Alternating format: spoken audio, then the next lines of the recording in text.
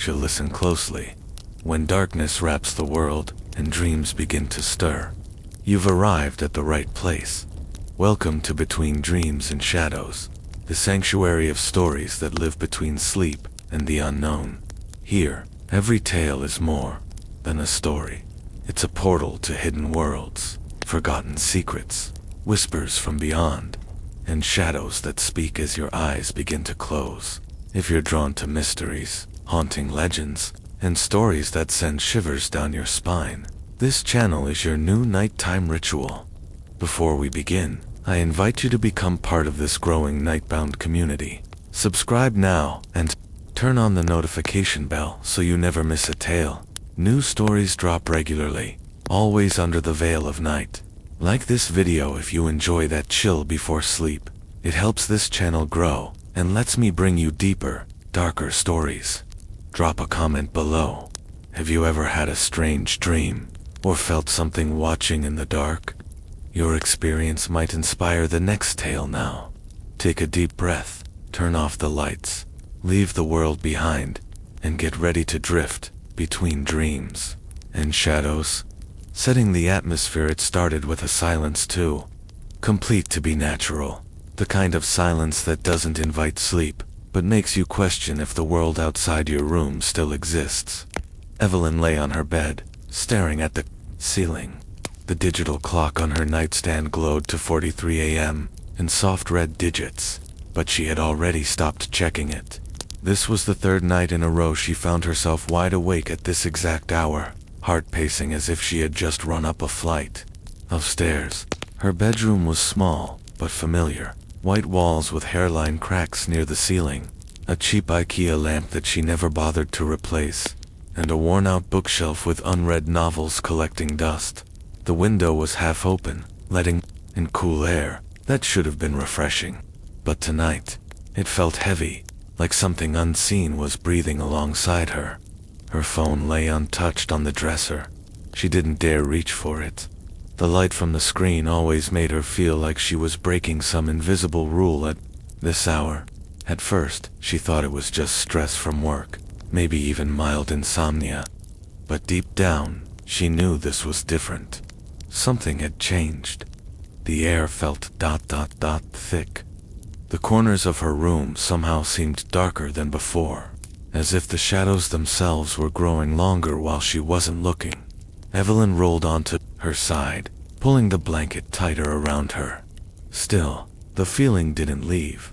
There was a pressure not on her body, but on her mind. A tension building. Her eyes traced the edge of the room, from the dresser to the closet door, which stood slightly ajar. That wasn't right. She always kept it shut. But what made her stomach twist wasn't the closet.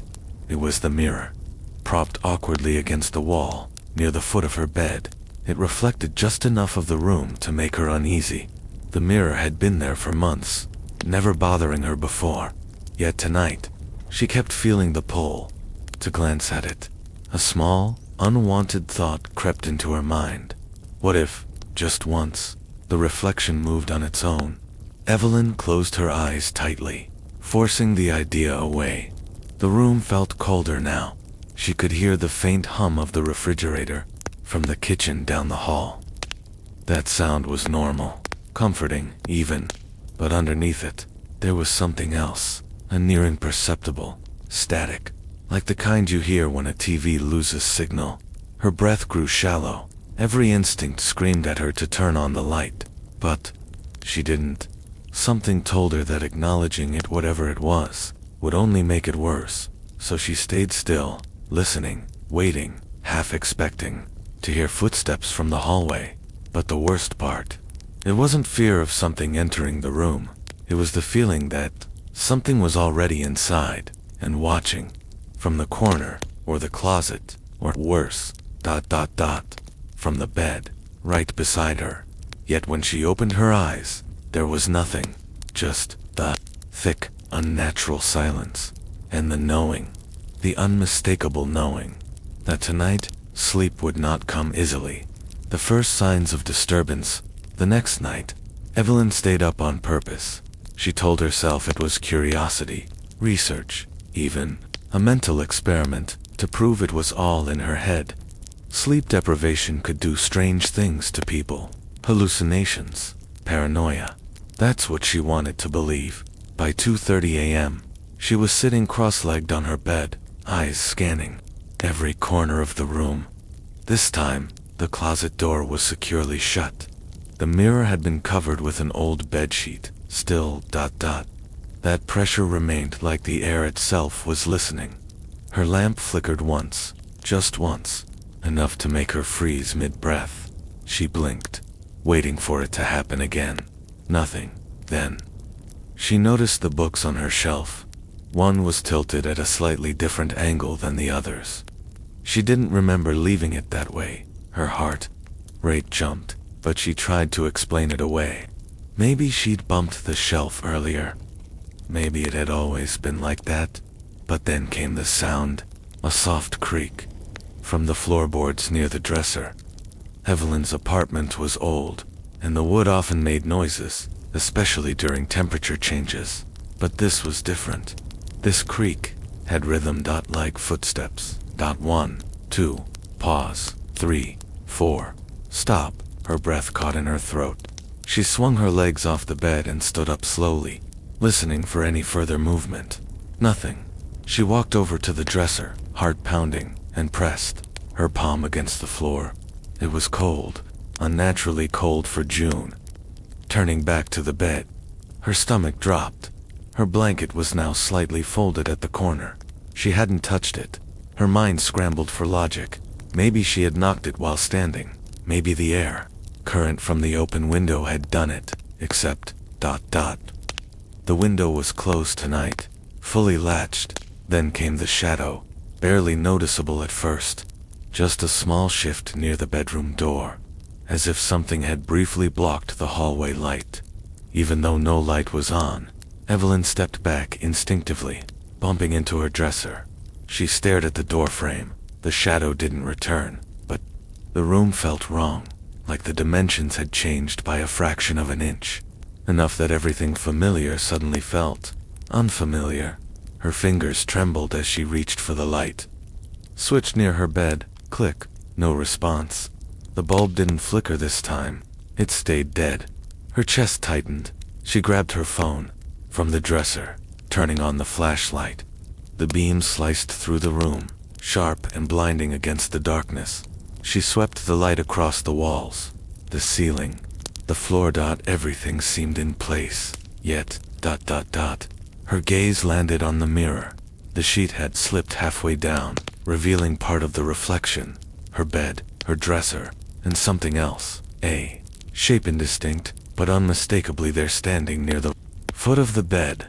But when she swung the flashlight in that direction, nothing, just empty air.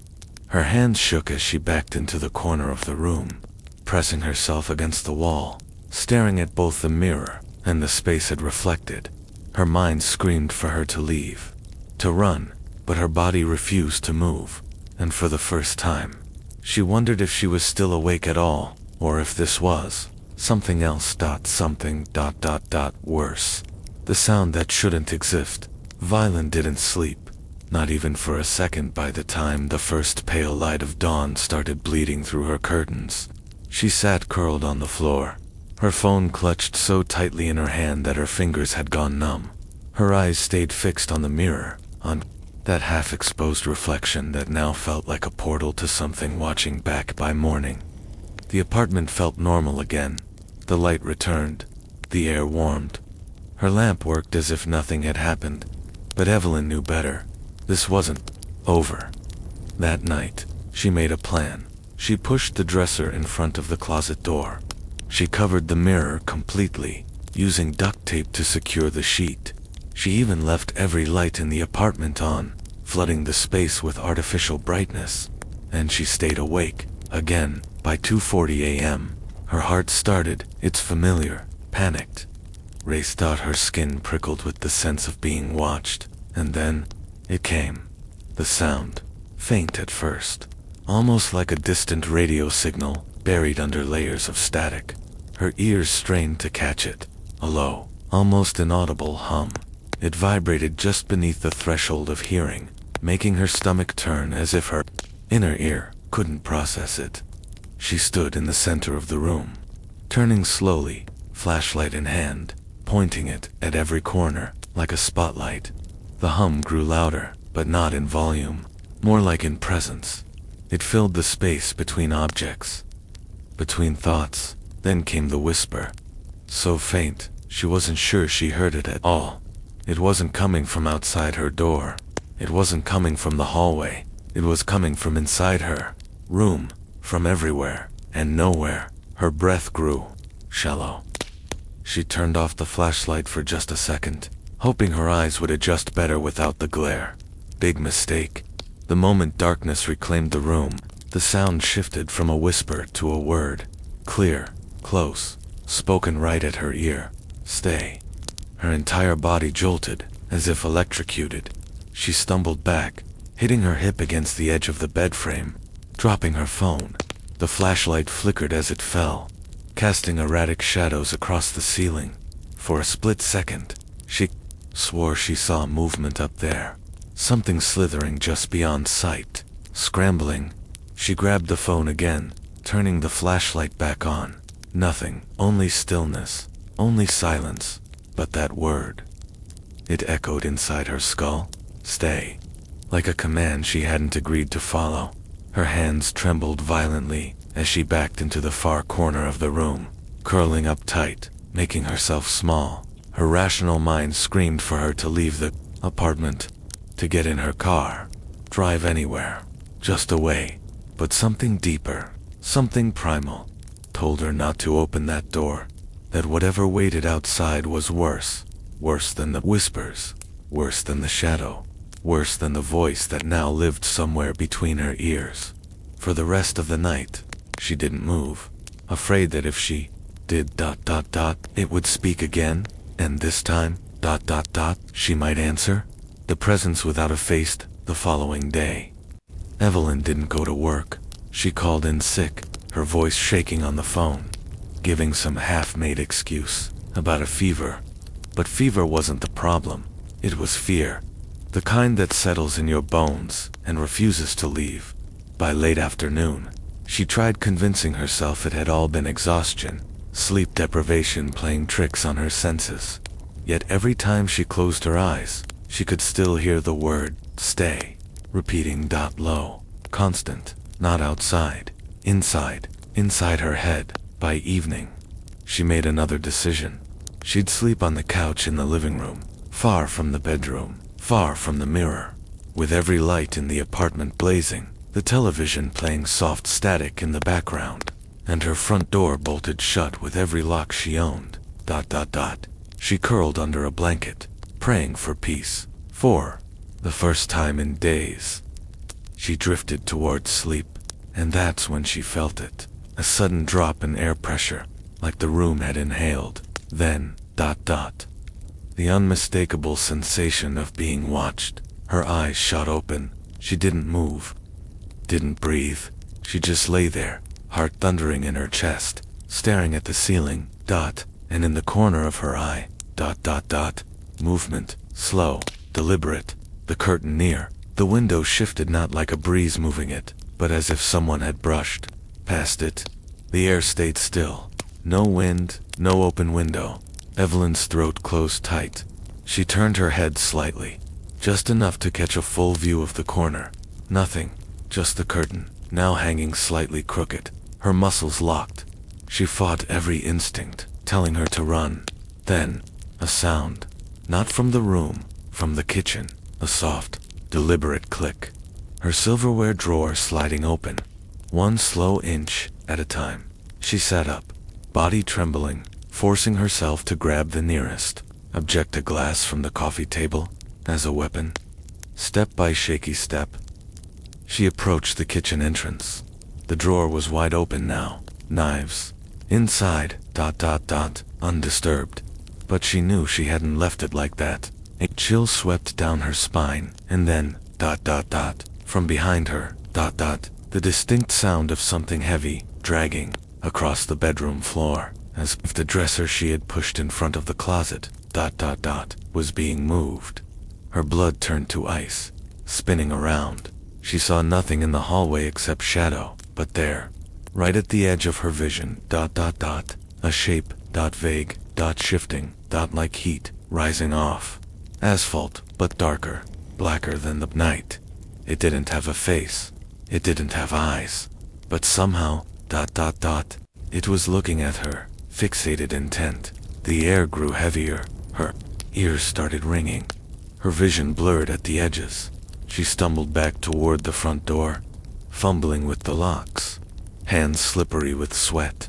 But when she unlocked the final bolt and yanked the door open, the hallway outside was darker than it should have been.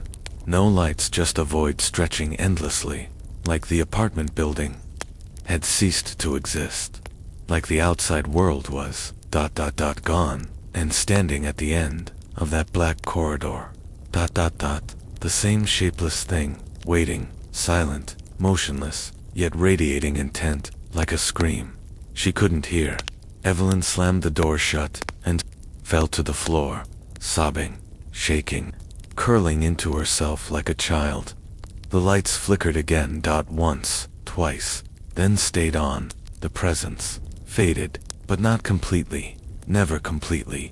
It was still there in the air, in her skin, and worst of all, in her mind, the unspoken warning. By the next evening, Evelyn stopped pretending she was safe. There was no more, maybe. No more logical explanations. Something was inside her apartment, and it didn't care if she believed in it or not. Sleep had become impossible.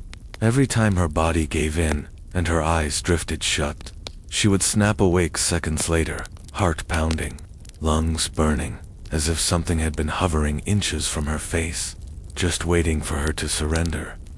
Her phone was full of missed calls and messages from friends and coworkers, but she didn't answer any of them. She couldn't find the words to explain this kind of fear late into the night. While sitting cross-legged on the living room floor with all the lights on, she noticed something new, a pattern. The disturbances weren't random, they were deliberate. First, the flickering lamp at exactly 2:30 a.m. Second, the creaking floorboards by the dresser at 2:40 a.m. Third, the voice. The words stay, always around 2:50 a.m. And finally, the dragging sound from her bedroom floor, close to 3 o'clock a.m. It was like a sequence, a schedule, a ritual unfolding night after night. Her skin crawled as realization hit, each event creeping closer, each minute building towards something she didn't understand.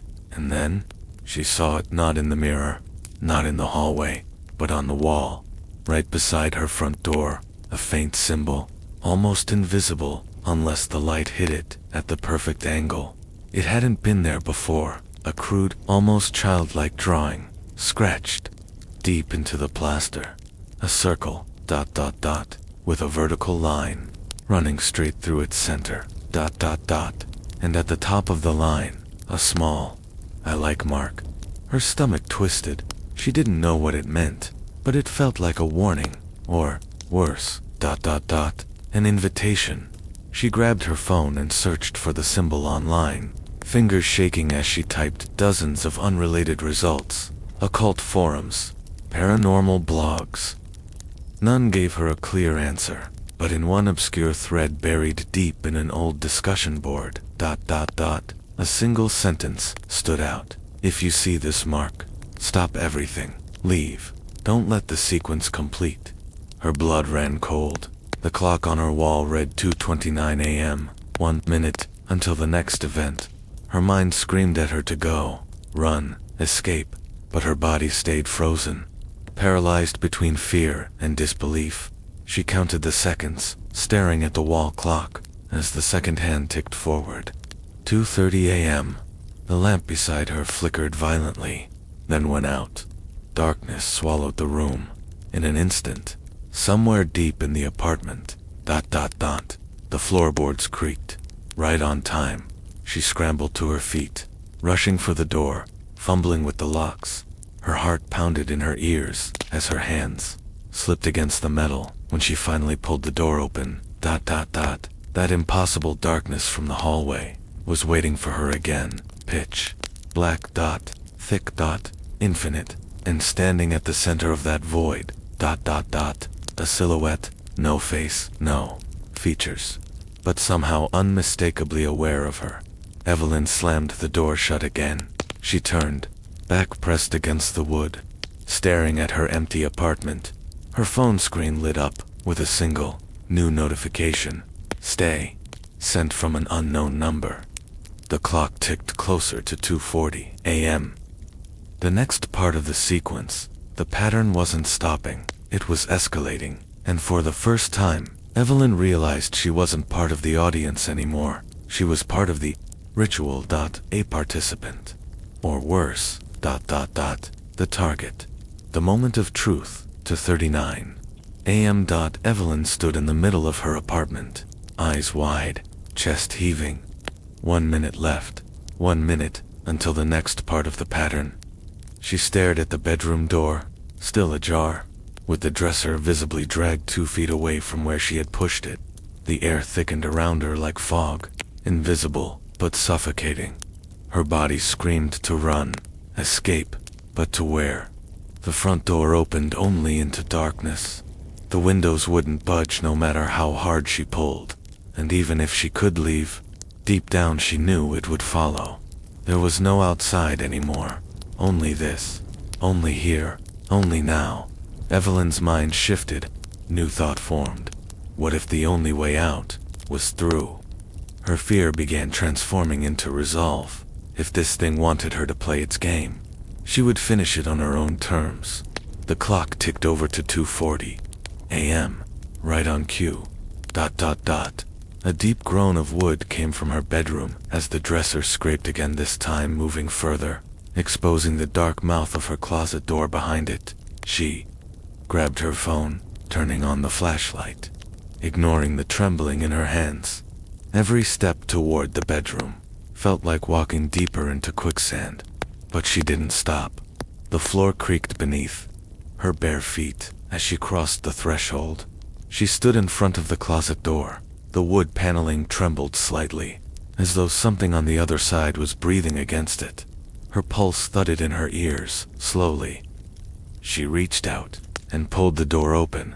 Nothing, just rows of hanging clothes, swaying gently, though there was no draft.